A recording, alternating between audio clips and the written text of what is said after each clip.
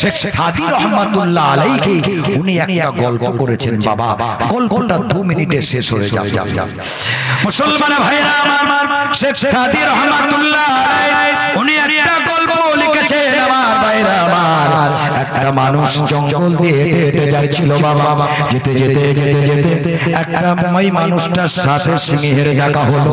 সিংহের দেখা হওয়ার পরে ওই মানুষটা প্রাণটা বাঁচানোর জন্য সহজে কেউ মরতে চায় না বাবা, সাথে দুনিয়া ছেড়ে কেউ চলে যেতে চায় না। একজন মানব দালানে শুয়ে রয়েছে, পোশাক করতে পারে না, টয়লেট করার জন্য অন্যের পরিষেবা নিতে হয় বাবা। ওই মানুষটা বলছে, আল্লাহ যদি আমাকে সুস্থ করে দেয় তাহলে আমি এখনো 2 বিঘা জমি কিনব। সহজে কেউ যেতে চায় না বাবা। ওই মানুষটা সিংহের সাথে দেখা হয়ে গেল। সিংহ মশাই আমাদের ছেড়ে দেবে নাকি? ছেড়ে দেবে না, ছেড়ে দেবে না। এবার ওই মানুষটা সিংহ থেকে বাঁচার জন্য দৌড়ে চলে গেল। চলে যেতে যেতে দেখতে পেলেন জঙ্গলের মধ্যে একটা পানি শূন্য কুয়া রয়েছে। ওই কুয়ায় চোখ বন্ধ করে লাফ দিল। লাফ দেওয়ার পরে এবার সে কুয়ায় নিচে পড়ে যাচ্ছে বাবা। চোখটা খুলে দেখে নিচে একটা বিষাক্ত সাপ হা করে বসে আছে। এই মানুষটা বলছে, আল্লাহ আমি তো প্রাণ বাঁচানোর জন্য কুয়ার মধ্যে লাফ মেরেছিলাম, কিন্তু নিচে সাপ রয়েছে, সাপ আমাকে ছেড়ে দেবে না। বিষাক্ত সাপ দংশন করলে আমি সাপের বিষে মারা যাব। আমি এখন কি করব, কি করব আল্লাহ? এমন সময় ওই ব্যক্তিটা দেখতে পেলেন কুয়ায় লাগোয়া একটা দড়ি ঝুলছিল। ওই দড়িটা ধরে সে ব্রেক করেছে। দড়িটা ধরে ব্রেক করে ঝুলছে বাবা। যাক আমি বেঁচে গেলাম, অন্তত অনেকের জন্য তো বেঁচে গেলাম। নিচে আমি আর যাব না। যত সময় সিংহ বসে থাকবে আমি উপরে উঠব না, আর নিচে আমি যাব না। সিংহ চলে যাবে, আমি উপরে উঠে যাব। এই মানুষটা মনে মনে ঠিক করে নিল। কিছু সময় পরে দেখলেন 2টো ইঁদুর, একটা সাদা ইঁদুর, একটা কালো ইঁদুর, 2টো ইঁদুর ওই দড়িটা দাঁত দিয়ে কেটে দিচ্ছে বাবা। এই মানুষটা তখন বলছে, আল্লাহ আমার আর বাঁচার কোনো লাই নাই। যখন দেখবেন সমুদ্রের মাঝখানে জাহাজ ডুবি হয়, দেখবেন যদি কোনো একটা তক্তাও পায়, তক্তাও ভেসে ভেসে ডাঙায় আসার চেষ্টা করে। ঠিক না কথা বলে? সাদের দুনিয়া ছেড়ে কেউ যেতে চায় না বাবা। মুসলমান ভাইরা আমার, এই মানুষটা এবার দেখলেন তিনি 2টো ইঁদুর, একটা সাদা ইঁদুর, একটা কালো ইঁদুর, দড়িটা দাঁত দিয়ে কেটে দিচ্ছে। বলছে, আল্লাহ আমার আর বাঁচার উপায় নাই, আমি হয়তো মরে যাব, জনমের মতো আমি শেষ হয়ে যাব। ইঁদুরের দড়ি কাটতে তো সময় লাগবে না, দাঁত দিয়ে কেটে দিচ্ছে, কাটতে তো বেশি সময় লাগবে না। এমন সময় তিনি দেখতে পেলেন বাবা কুয়ায় লাগোয়া একটা গাছ হয়েছিল। গাছটার মধ্যে গাছটার একটা বড় মৌমাছিতে চাক করেছে। এত বড় মৌমাছিতে চাক করেছে, এত পরিমাণে মধু হয়েছে বাবা। আল্লাহর নবী জানালে 2টো জিনিস হলো বাবা মৃত্যু ছাড়া সব রোগের ঔষধ। 1 নম্বর হলো কালো জিরা, 2 নম্বর হলো মধু। যদি খাঁটি মধু পান, সকালবেলা উঠবেন, হাতে তালুতে করে নিয়ে চেটে চেটে খাবে। চামচে করে খেলে হবে না, হাতে তালুর সাথে জিভের একটা কানেকশন আছে, সায়েন্টিফিক কারণ আছে আমার ভাইরা। ওতে যদি কিছু কালো জিরা ছিটিয়ে দেন, আপনি যদি চেটে চেটে খান, দেখবেন অটোমেটিক আপনার ভিতর থেকে রোগ সারতে সারতে আপনি সুস্থ হয়ে যাবে। নবী পাকের সুন্নতটাকে, হাদিসটাকে মেনে নিতে হবে আমার ভাইরা আমার। মধু হলো মৃত্যু ছাড়া সব রোগের ঔষধ, কিন্তু আমরা সেগুলো খাবো না বাবা। 1 নম্বর মধু আমাদের খুঁজতে হবে। সুন্দরবনে যা আমাদের বসিরহাটে ভালো ভালো মধু পাওয়া যায়, এদিকে পাওয়া যাবে বাবা ডাবর কোম্পানির ভালো মধু আছে। 1 নম্বর মধু। এবার ওই চাচাটা এত পরিমাণে মধু হয়েছে, মধু টোপ কেটে কেটে পড়ছে আমার ভাইরা। ওই ব্যক্তিটা এবার সাদা আঙুলটা বার করে ওই মধুটা হাতে করে নিয়ে গালে দিয়ে দিল। গালে দেওয়ার সঙ্গে সঙ্গে সবকিছু সে ভুলে গেল। নিচে সাপ আছে তার মনে নাই, উপরে সিংহ বসে আছে মনে নেই। এবার আমার ভাইরা 2টো ইঁদুর, কালো ইঁদুর আর আর সাদা ইঁদুর দড়িটা কেটে দিচ্ছে তার মনে নাই বাবা। শেখ সাদী রহমাতুল্লাহ আলাইহি এবার তিনি বললেন এই গল্পটার সার অংশ হলো শেষে তিনি জ্ঞানের কথা লিখেছেন বাবা। ওই মানুষটা মধুটা হলো দুনিয়ার মনে পড়ে আমার ভাইরা নিচে যে সাপটা হা করে বসে আছে ওই সাপটা হলো কবর আমাদের জন্য হা করে বসে আছে, শুধু বলছে আমার মধ্যে আসো, আমার মধ্যে আসো।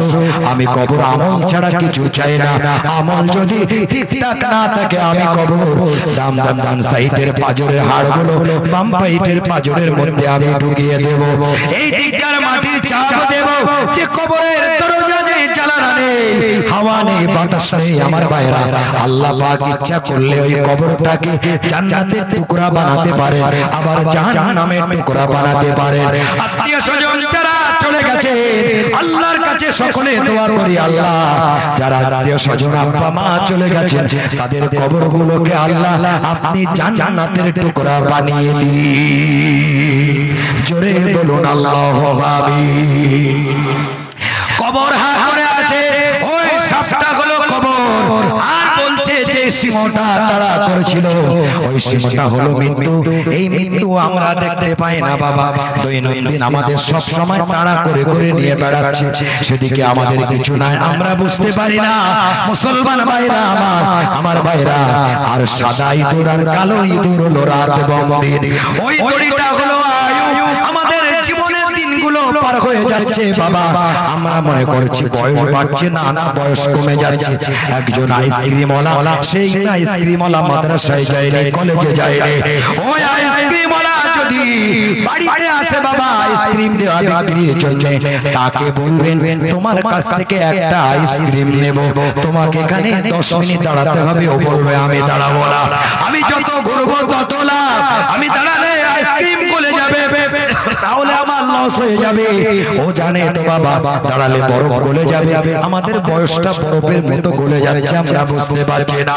বয়স কমছে, বয়স বাড়ছে না, বয়স কমছে, আমরা মনে করছি এখন তো বাবা চামড়া টাইট আছে, রক্তের জোর আছে, এখন কোন পরিবর্তন হবো, এখন শাহরুখ খান সালমান খান হয়ে বেড়াবো, পরে আমরা পরিবর্তন করবো। যদি বাবা ফলো করতে হয় সাহাবীদেরকে দেখে দেখে ফলো করো। আমার ভাইয়েরা, আমার মা বোনেদের উদ্দেশ্যে বলছি বাবা, আম্মা জান আয়েশা সিদ্দিকাকে ফলো করো, আম্মা জান খাদিজাতুল কুবরাকে দেখে ফলো করো। আমার ভাইরা আমার, তাদেরকে দেখে ফলো করো। আমার ভাইরা আমার, জীবনটা পরিবর্তন হয়ে যাবে বাবা। বলার পরেতে এবার সাদা ইঁদুর কালো ইঁদুর হলো, সাদা ইঁদুরটা হলো দিন, কালো ইঁদুরটা হলো রাত। আস্তে আস্তে বাবা দড়িটা দাঁতে কেটে দিচ্ছে, মানে আয়ু কমে যাচ্ছে আমাদের, আমরা বুঝতে পারি না।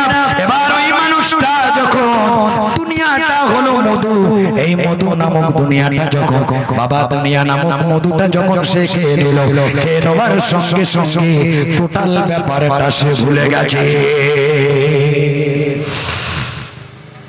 মাথায় কিছু ঢুকলো বাবা, কথা কথা বলে নিচে সাপ নামক মৃত্যু আছে মনে, কবর আছে মনে রে, সিংহ তাড়া করছে ভুলে গেছে, আর দড়িটা কেটে দিচ্ছে এটাও ভুলে গেছে। একতলা বাড়ি হয়েছে, দুতলা করার ফিকিরে মনের মধ্যে, 1 বিঘা জমি কিনেছি, আর 1 বিঘা হলে ভালো হতো, 2 চাকা আছে, 4 চাকা হলে ভালো হতো, নামাজ রোজা বিসর্জন দিলাম, রমজান মাস পার হয়ে গেল বাবা, আগামী বছর রমজান মাস পাবো কিনা আল্লাহ ভালো জানে। গত বছর একসাথে যারা রোজা করেছিলেন এই বছর অনেককে আমরা হারিয়ে ফেলেছি, ঠিক কিনা কথা বলে। আমাদের সাথে মসজিদে আসতে পারিনি বাবা, ওই রকম মসজিদের মাইকে কোনদিন আওয়াজ হবে যে অমুক সাহেব ইন্তেকাল করেছে, খাটিয়া নামক গাড়িটা বাড়িতে চলে আসবে, তার জানাজা জোহর বাদ জানাজা হবে।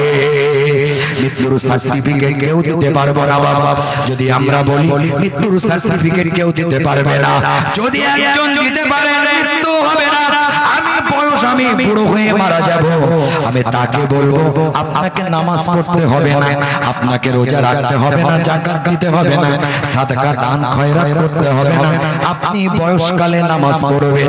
আর যদি বলেন না না এই সার্টিফিকেট দিতে পারবো না, তাহলে আপনাকে কাল থেকে পরিবর্তন করে দাড়ি রাখতে হবে, মাথায় টুপি দিতে হবে, নামাজ কালাম পড়তে হবে বাবা। আল্লাহর কাছে দোয়া করি সকল মানুষ যারা এখানে আছেন আল্লাহ পাক সকলকে যেন ইসলাম শরিয়াত মুখী করে দেন। সকলে বলুন আল্লাহুম্মা আমিন। এটা আমরা করব তো নাকি বলেন ইনশাআল্লাহ? বলেন ইনশাআল্লাহ করব। ইনশাআল্লাহ অনেকে বলে বাবা ইনশাআল্লাহ যাব, মনে মনে নিয়ত করুন ইনশাআল্লাহ বলুন। চাচা হাটে গেছে গরু কিনতে, চাচা কোথায় যাও? বলে হাটে যাচ্ছি গরু কিনতে। বলে চাচা বলো ইনশাআল্লাহ গরু কিনবো। বলো কেন? টাকা পকেটে আছে, হাটে গরু কেন ইনশাআল্লাহ আমি বলবো। হাটে যাওয়ার পরে গরু চয়েস করেছে, এবার গরুটা কিনবে বাবা। পকেটে হাত দিয়ে দেখে পকেট মারে না, টাকাটা নিয়ে নিয়েছে পকেটটা কেটে। চাচা বুঝতে পারেনি। চাচা কি হলো? বলে ইনশাআল্লাহ পকেট মার হয়ে গেছে, ইনশাআল্লাহ টাকা চুরি হয়ে গেছে। রাস্তা দিয়ে লোকজন জিজ্ঞাসা করে চাচা গরু কই? বলো বলো। বলে ইনশাআল্লাহ পকেট মার হয়ে গেছে। ও চাচা, ওই ইনশাআল্লাহটা যদি প্রথমে একবার বলতে এখন এতবার আর বলার দরকার হতো না। গরুটা ফোটাতে পারেন, তারপরে বলেন ইনশাআল্লাহ আল্লাহ রহম, আল্লাহ যদি রহম করেন গরুটা ঠিক থাকবে। আপনি দড়িটা ছেড়ে দিয়ে বলবেন আল্লাহ ভরসা হবে না। ঘরে খিল লাগান, বলেন আল্লাহ ভরসা। মনে মনে নিয়ত করুন আর বলুন ইনশাআল্লাহ পরিবর্তন হয়ে যাব বাবা। দুদিনের দুনিয়া, ক্ষণস্থায়ী দুনিয়া। এই দুনিয়ার মোহে পড়ে বাবা ইসলাম শরিয়াত বিরোধী কাজ করবেন না আমার ভাইরা। কেউ কারোর হিসাব দেবে না। কবরে যখন যাবেন আমার ভাইরা, কবরের হিসাব কেউ কারো দেবে না। আপনাকে প্রশ্ন করবে, আমার বিশ্ব নবীকে কবরের মধ্যে হাজির করানো হবে। এই মানুষটাকে চিনতে পারছো?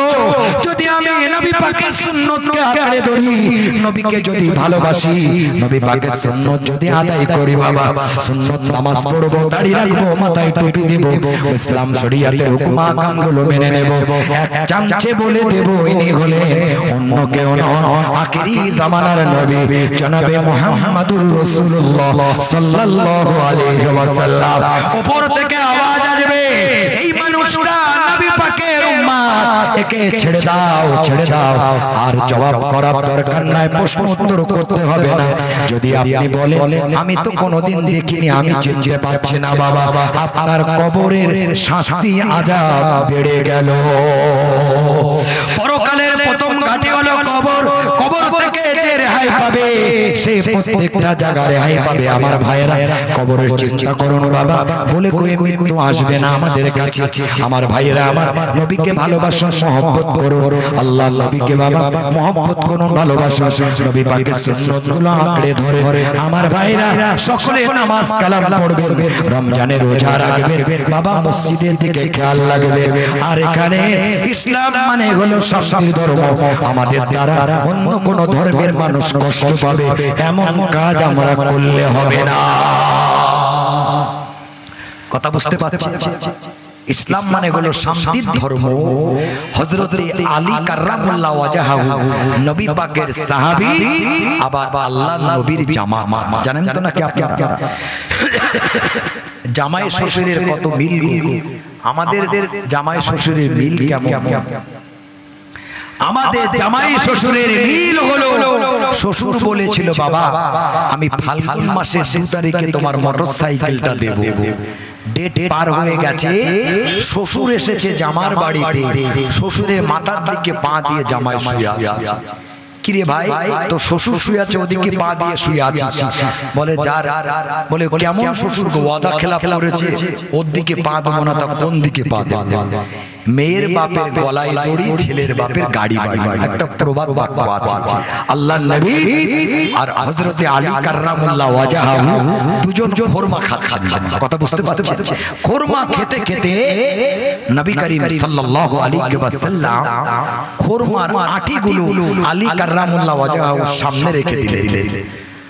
খাওয়া হয়ে গেল, নবী বললেন আলী আসাদুল্লাহিল গালিব, আলী তোমার কত লোভ দেখো, তুমি একা সব খোরমাগুলো খেয়ে নিলে কেন? ইয়া রাসূলুল্লাহ, দেখো তোমার সামনে খোরমার আটিগুলো আছে।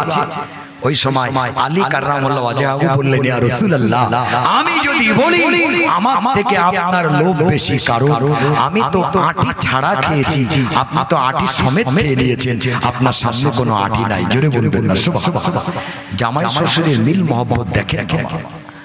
আজকে আমাদের জামাই শ্বশুরের মিল মহব্বত এই আলী কাররামুল্লাহ ওয়াজহাহু একজন মানুষকে কতল করবে আল্লাহর উদ্দেশ্যে, কতল করবে বেদিন, তার বুকের উপরে চেপে বসেছে, হাতে একটা তরবারি রয়েছে, নাঙ্গা তলোয়ার চকচক করেছে, তার গলায় চালিয়ে দেবে। এমন সময় আলী কাররামুল্লাহ ওয়াজহাহুর মুখে ওই ব্যক্তিটা এক গাল থুতু দিয়ে দিল। আলী কাররামুল্লাহ ওয়াজহাহু তাকে ছেড়ে দিলেন। জোরে বলবেন না সুবহানাল্লাহ। এই ব্যক্তি বলছেন আপনি আমাকে ছেড়ে দিলে কেন, মারবেন না? বলে না। বলে কেন? বলে আমি মারবো না এই কারণে, আগে আমি মারছিলাম আল্লাহকে ভালোবেসে, তোমাকে কতল করছিলাম, কিন্তু এখন তুমি আমার মুখে থুতু দিয়েছো, আমার রাগটা তোমার উপরে এত পরিমাণে বেড়ে গেছে, তোমাকে যদি আমি এখন মারি আল্লাহর উদ্দেশ্যে মারা হবে না, ওই মারটা আমার রাগ মেটানোর জন্য মারা হবে, এই জন্য আমি তোমাকে ছেড়ে দিলাম। বলে আদর্শ কোন ধর্মে আছে? বলে ইসলাম ধর্মে আছে। একবার জোরে বলবেন না সুবহানাল্লাহ। এর নামই হলো ইসলাম ধর্ম। আমরা সেই ধর্মের মানুষ, নবীকে ভালোবাসি, মহব্বত করি, আমরা সেই ধর্মের মানুষ। ইসলাম ধর্মের মানুষ হবার পরে অন্য ধর্মের আদর্শ, তাদের লেবাস, তাদের ড্রেস, আমরা এগুলো বর্জন করব।